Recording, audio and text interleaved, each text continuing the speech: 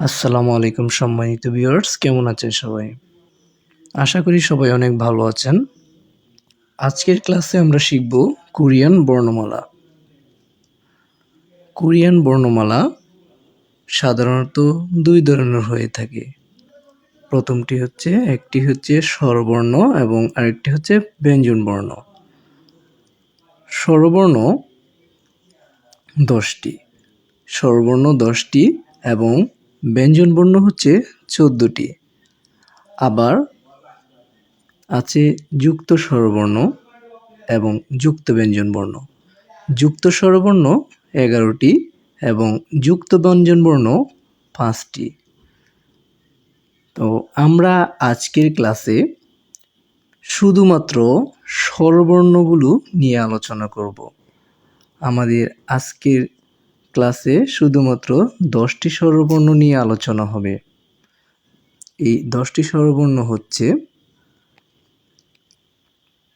এই যে এখানে স্বরবর্ণগুলো লেখা আছে, আর এখানেও একই স্বরবর্ণ লেখা আছে। যখন আপনারা রিডিং পড়বেন তখন আপনারা বুঝতে পারবেন যে স্বরবর্ণ শুধুমাত্র একা বসতে পারে না। স্বরবর্ণের সামনে একটা শূন্যের মতো চিহ্ন দেওয়া আছে। এই চিহ্নের নাম বলা হয় ইয়ং। এই ইয়ং শব্দ যুক্ত করে শুধুমাত্র যখন স্বরবর্ণ লিখবেন তখন ইয়ং শব্দটি যুক্ত করে তারপরে লিখতে হয়। তাহলে আসুন আজকে আমরা শিখে নিই 10টি স্বরবর্ণের নাম। প্রথমে যে বর্ণটি আপনারা দেখতে পাচ্ছেন, এটাকে বলা হয় আ। বাংলা আমরা যেভাবে আ উচ্চারণ করি ঠিক এভাবে আপনারা উচ্চারণ করবেন আ। তারপরে ঠিক আর মতোই একটা বর্ণ, এই যে আর মতো, কিন্তু এখানে আরেকটা টান দেওয়া আছে, দুইটা টান। তো এটাকে বলা হয়, শুধু আ বলার আগে একটা ই যোগ করবেন, ইয়া। আ, আমার সাথে সাথে একবার পড়েন, আ, ইয়া। আবার ঠিক একই রকমই এখানে আছে অ। এই যে আমি লিখে দিচ্ছি, এই বর্ণটি হচ্ছে অ। আ হচ্ছে আর টানটা এদিকে আর অর টানটা হচ্ছে এদিকে। এই জিনিসটা আপনারা মনে রাখবেন। প্রথমত মনে রাখবেন যে আর টান কোন দিকে এবং অর টান কোন দিকে। তো আ যখন শিখবেন আর সাথে সাথে ইয়াটাও শিখে নেবেন একই রকম। তারপরে অ ঠিক আগের মতোই, অর এদিকে যদি দুইটা টান হয় তাহলে আমরা পড়ব ইয়। তারপরেরটা হচ্ছে উ, এই যে এটা হচ্ছে ও, ও। তারপরেরটা ইও।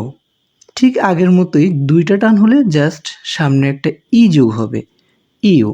তারপরেরটা হচ্ছে উ, অনেকটা রস্যাউর মতো, উ। তারপরেরটা ঠিক ডাবল টান, ইউ, ইউ। আর এই যে একটা সোজা টান দেখতে পাচ্ছেন, এটাকে বলা হয় উ।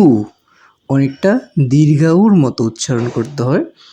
আর এই যে শুধুমাত্র একটা টান, যে এটাকে বলা হয় ই, এটাকে বলা হয় ই। তাহলে চলুন আমরা স্বরবর্ণগুলো আরও একবার পড়ে নেই। আমার সাথে সাথে পড়ুন, আ, ইয়া, অ, ইয়, ও, ইউ, উ, ইউ, উ, ই। এভাবে আপনারা স্বরবর্ণগুলো কয়েকবার প্র্যাকটিস করবেন, বারবার পড়বেন এবং লিখবেন। যখনই আপনারা পড়বেন সাথে সাথে একটা খাতা নিয়ে লিখবেন। কয়েকবার লেখার পরে দেখবেন এটা অটোমেটিক মুখস্থ হয়ে যাচ্ছে। তারপরেও যদি আপনাদের কোনো সমস্যা থাকে স্বরবর্ণ নিয়ে, আপনারা আমাকে কমেন্টে জানাতে পারেন। আমি আপনাদের সমস্যাগুলো সমাধান করে দেব। আর স্বরবর্ণ শেষ হওয়ার পর আমরা শুরু করব ব্যঞ্জনবর্ণ, তারপরে যুক্ত স্বরবর্ণ এবং যুক্ত ব্যঞ্জনবর্ণ। এরপরে পর্যায়ক্রমে আমরা রিডিং পড়াটা শিখে নেব।